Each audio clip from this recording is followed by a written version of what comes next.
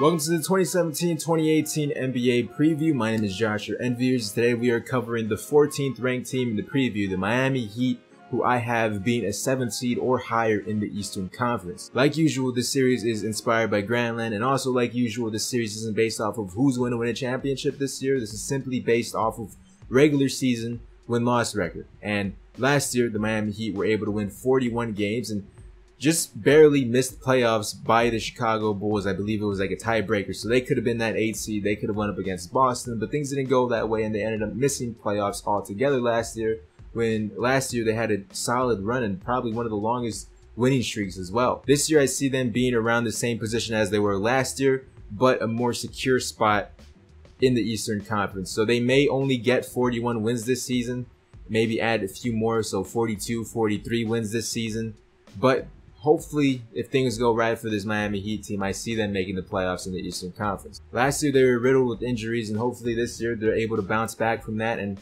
stay healthy and be higher than what I have them. A 7th seed isn't that bad in the Eastern Conference. I feel like the 7th seed in the West and in the East are up for grabs, and the Miami Heat, although I have them being a 7th seed, that's just because the teams I have above them improved, and the Miami Heat, although they did improve, by how much did they improve? And we'll be taking a look at that next by taking a look at the offseason moves that they did. So here's what they got. They got Kelly Olynyk, which I don't understand. Why not sign a more traditional power forward? They're going to be playing Kelly Olynyk at the power forward spot. I guess he was the best available stretch that they were able to sign. AJ Hammons, Jordan Mickey, while they also lost Chris Bosh since they waived him. Apparently he's retiring. He probably still wants to play basketball, and it's an unfortunate event that happened with Chris Bosh. They also lost shooters, dare I say. I'm not even going to make that joke. You guys are going to take it too seriously. But Josh McRoberts, Luke Babbitt, and also Willie Reed. Drafted Bam Adebayo with the 14th pick, and he proved to be a very polished rookie in Summer League. But then, once again, it's Summer League.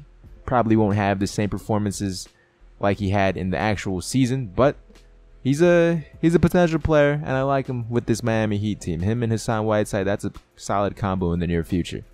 The rotation looks like Whiteside, Olynyk, Winslow, Waiters, and Dragic, with the exception of James Johnson coming off the bench. I know he was a pretty key factor for the win streak. He could either replace Kelly Olynyk, which I wouldn't mind, or Justice Winslow. So the bench looks pretty solid as well. Bam Adebayo, James Johnson, Josh Richardson, Wayne Ellington, and another Tyler Johnson. So I like this team. Solid team. In the Eastern Conference, it'll do perfectly fine.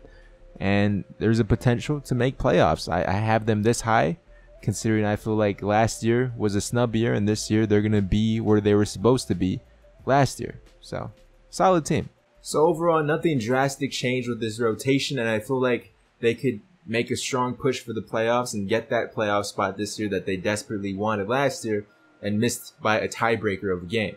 So this year, my question for the Miami Heat is Dion Waiters the saving grace for this Miami Heat? Does this Miami Heat team go as far as Dion Waiters go? And is this Dion Waiters team? I know last year Goran Dragic stepped up. James Johnson stepped up as well. He got a nice contract with this Miami Heat team.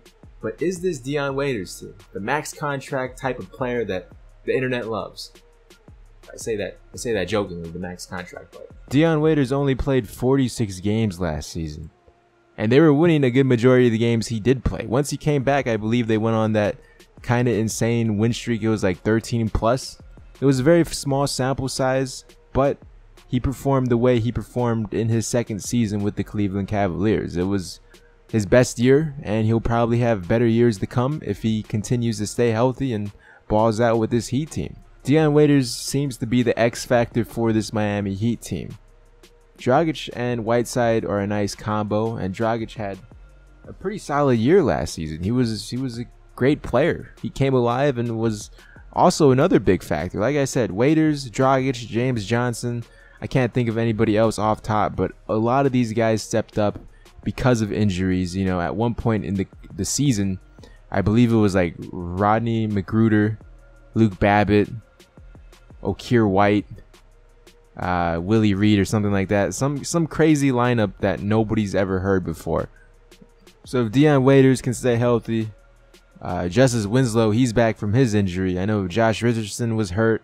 They just had so many injuries last season, so hopefully they can stay healthy, and hopefully Dion Waiters can be the X factor for this team and be the spark plug that they need. So with that said, if you guys enjoyed this video, be sure to leave a like on it. It really helps my channel grow, and considering all the time and effort I put into this series, editing, rendering, and uploading, it'd be greatly appreciated. Before you go, check out some of these other videos on screen right now featuring the NBA previews past episodes.